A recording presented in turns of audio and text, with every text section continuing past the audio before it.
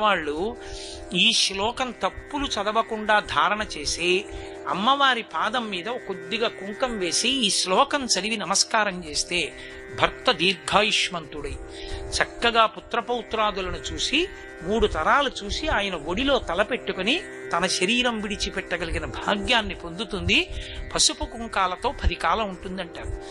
ఇది యథార్థంగా నా జీవితంలో ఒకానొక సందర్భంలో అనుభవంలోకి వచ్చింది ఒక విషయంలో. కానీ వ్యక్తిగత విషయాలు నేను సభావేదికల మీద చెప్పడం నాకు అలవాట్లేదు, అందుకని చెప్పను.